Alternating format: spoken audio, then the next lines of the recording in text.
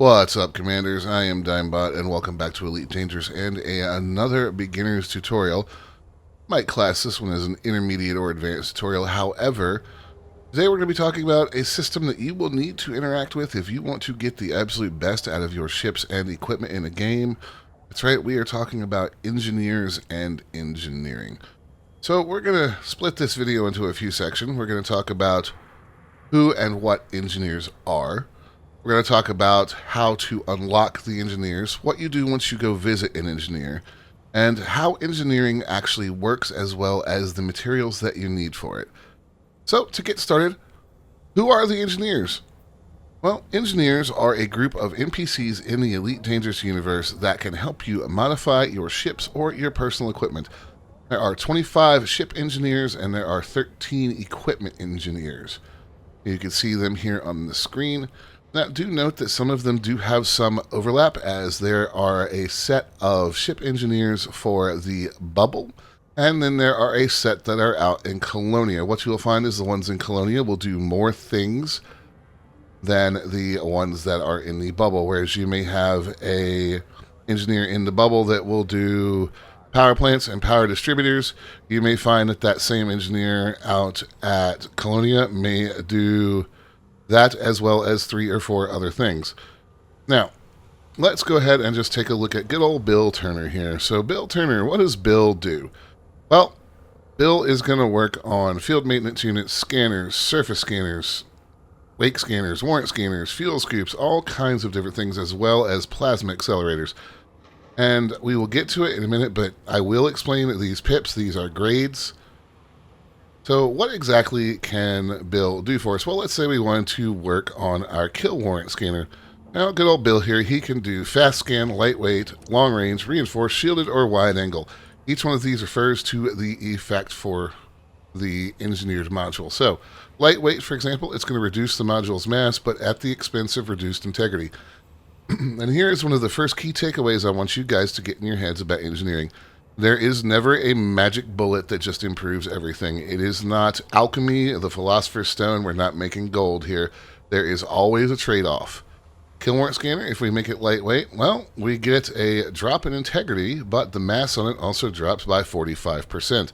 As we move down, you'll see that the integrity continues to drop, but the mass reduction also continues to increase up to a max at grade 5 of a loss of 50% integrity and a reduction in mass of 85%.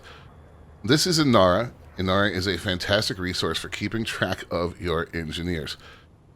Back up, let's take a look at somebody in the personal equipment section. Let's go to Domino Green here. So, extra backpack capacity. Wow, that sounds great, doesn't it? So, extra backpack capacity. So, this, as you can see here, backpack data capacity plus 100, backpack component capacity plus 100, backpack item capacity plus 100. You'll note that these contradict my rule about ship upgrades, but on-foot engineers are just a little different.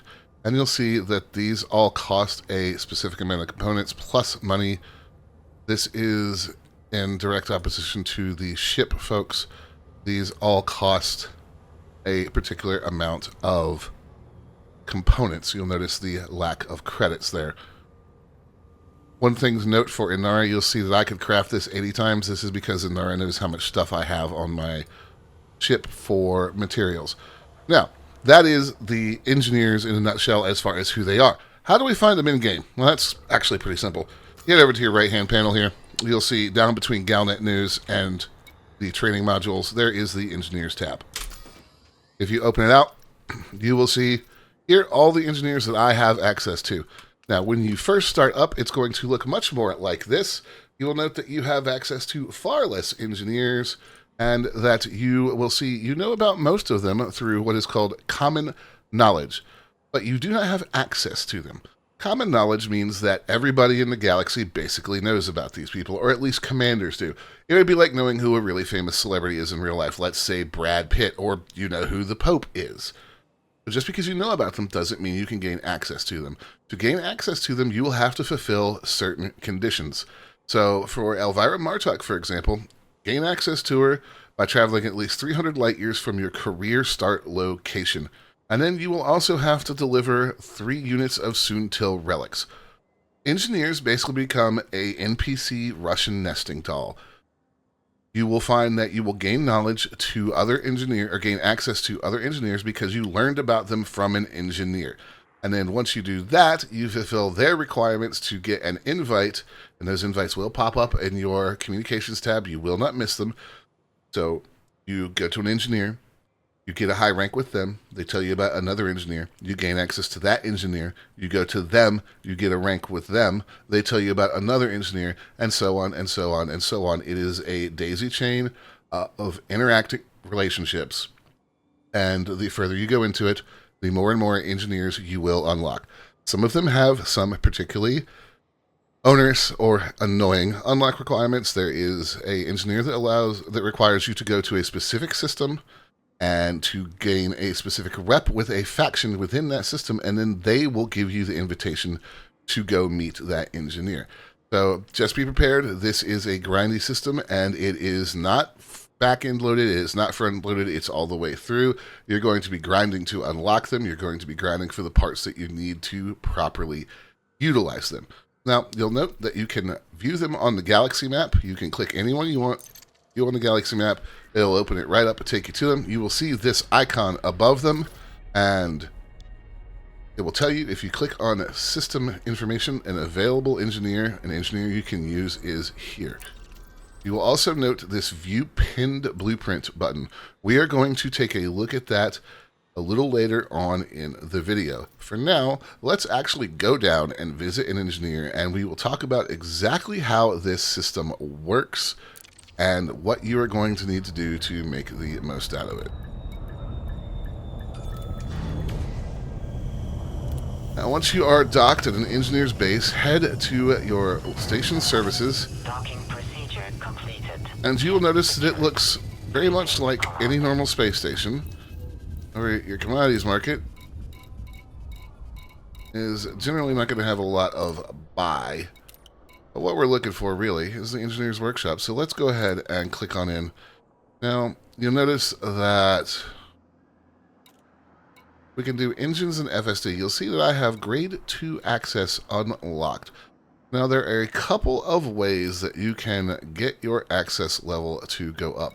The easiest one is to actually do modifications with the engineer. Some of them you can raise by going ahead and selling goods to them, but the easiest way is going to be to actually just do modifications.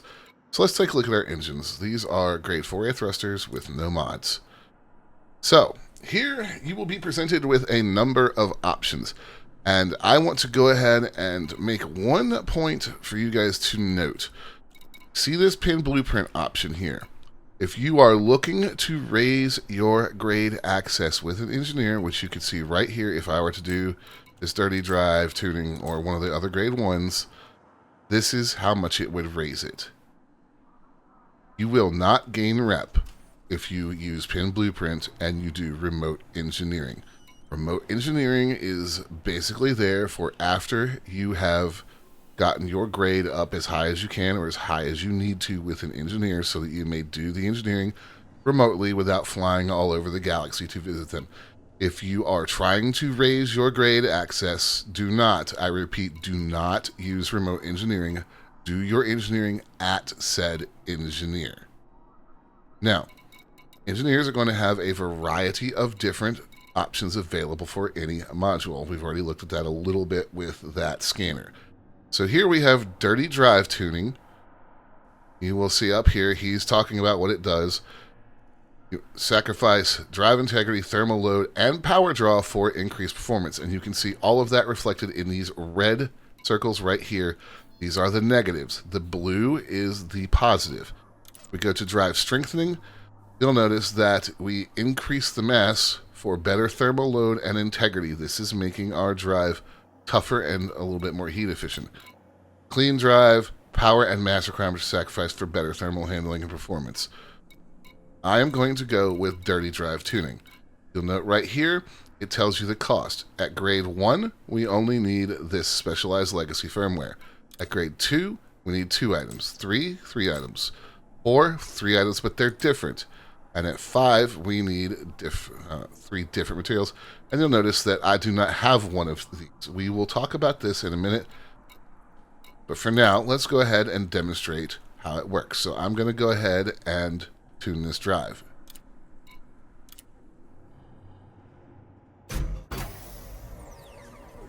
Go. You'll note that I have 120 something attempts at this.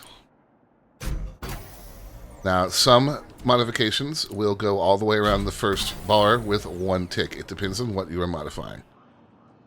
Now that we have done that, we can move on to grade 2. You'll notice that I'm at grade 3 access now. So if we go ahead and click this all the way through,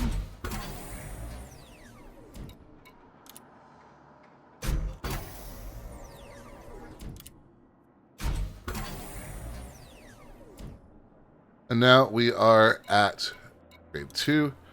Now, you'll notice that when we get to grade 3, the gain becomes much, much greater. So let's go ahead and hit grade 3 and grade 3. Now we're at grade 4 access, but we're not done with our grade 3 mods. So this is what I meant about not trying to do modifications remotely. You will not get this gain. Now, unlike the old days, these mods are set. You are not RNG rolling. You're getting exactly what you roll for, so you don't have to worry about any kind of randomness.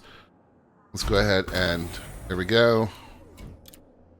And we're going to be at grade 5 with him very soon.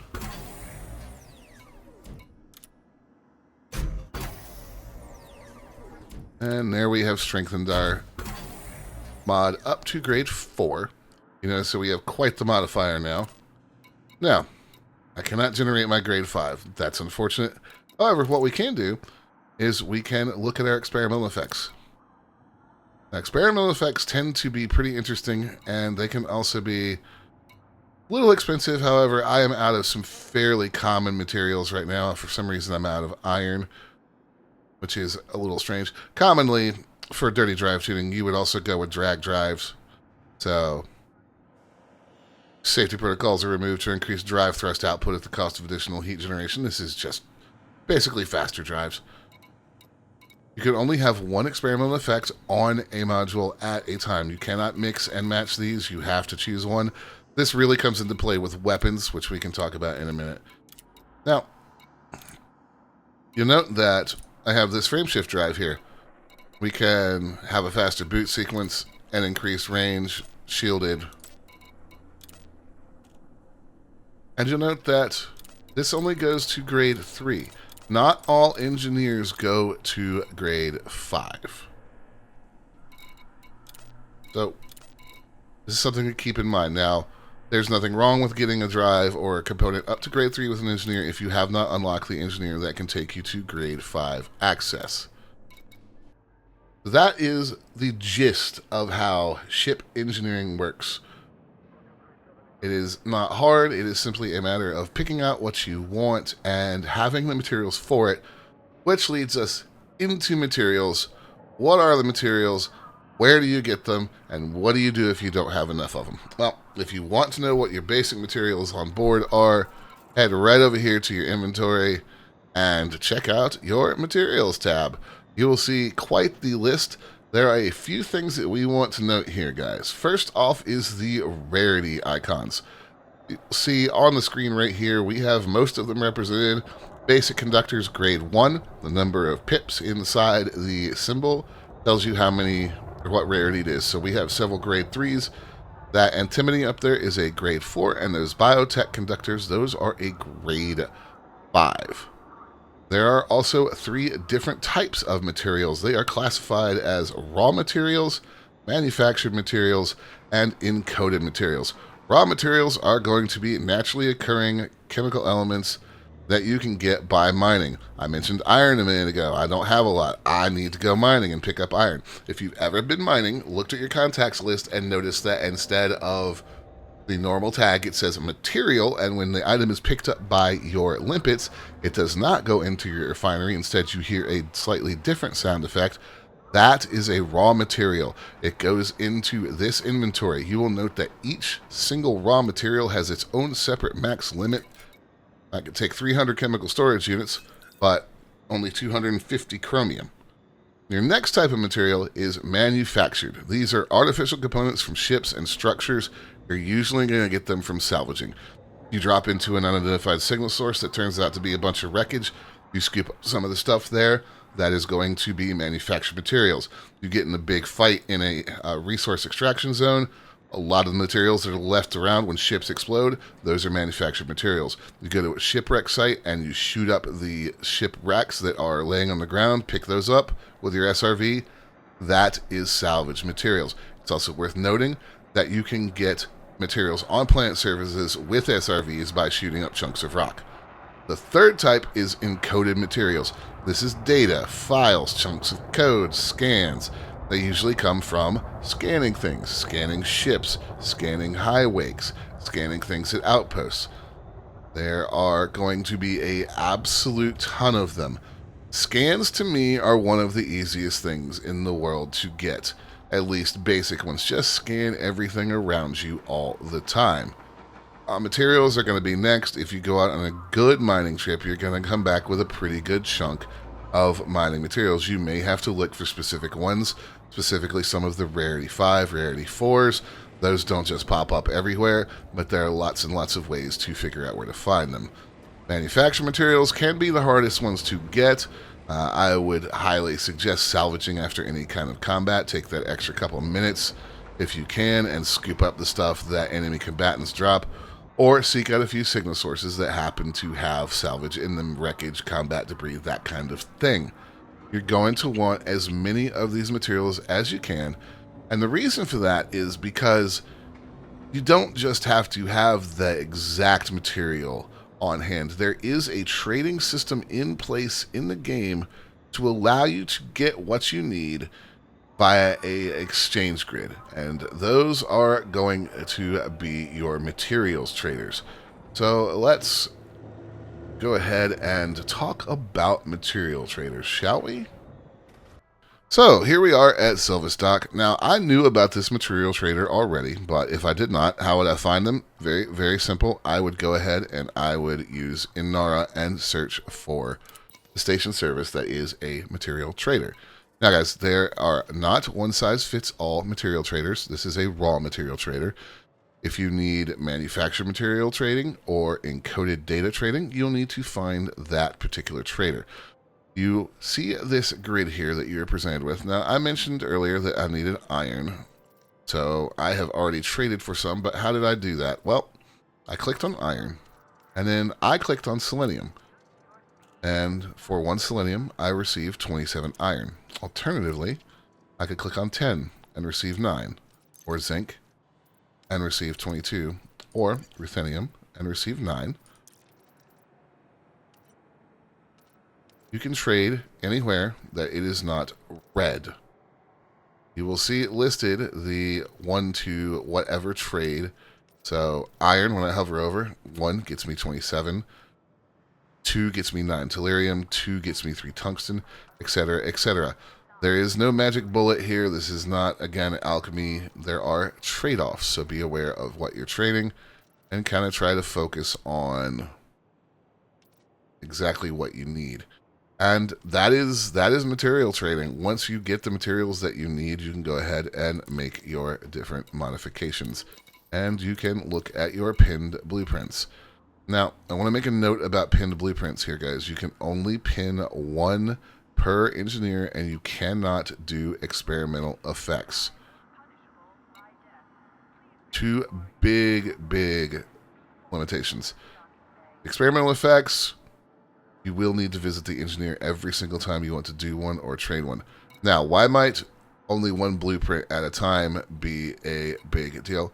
Well, let's just say that you're working on 2 different ship builds. Maybe you want to do 2 different types of shielding for an exploration ship. Maybe you want to lighten your shield up so you can jump further. But you're working on a combat ship and you want to actually make your shield as strong as possible. These 2 are not compatible, and you are not going to be able to work on them both at the same time. You're going to have to pick one to pin, and the other one you're going to have to go visit the actual engineer. A lot of people suggest only working on one build at a time, or if you have a fleet carrier, take that fleet carrier to the engineer you want to work with, park in orbit, and take your ships down and work on them one at a time. Now, you'll notice that we have not talked a lot about suit engineering. Let's go ahead and do that. And to do that, we need to get off the ship. The simplest way to think of this, guys, if you need to engineer something on your ship, you do it from your ship. If you need to engineer something that you would use on foot, well, the materials and stuff, they're going to be gathered on foot. Most of the materials are going to come from Odyssey settlements. You'll be able to find them in different buildings. You will get them as different mission rewards. But what do you do if you need to trade for materials? Well, that's why we're getting out of the ship and why we're going to go ahead and head on up to the lobby here. So if any of you have ever wondered why there is a bartender in the game, here's your answer. Hello. Looking to make a business transaction? I am looking to make a trade. Only thing you won't find is a discount. Here are the 3 different types of materials you need for suit, weapon, on foot engineering. Chemicals, circuits, and tech. If this looks a little familiar, it's because it is, in fact, a trade menu. Let's take a look here. So, what do I need? What do I want? And what will I do to get it?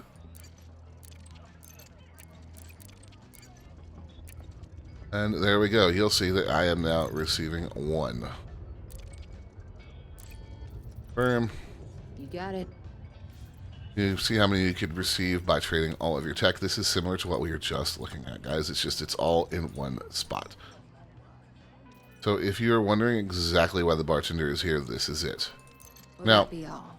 another way that you can look for materials, and this also will apply to ship engineering materials, is go ahead and take a look at the terminals, mission board here or in your ship, and let's just open up all the missions.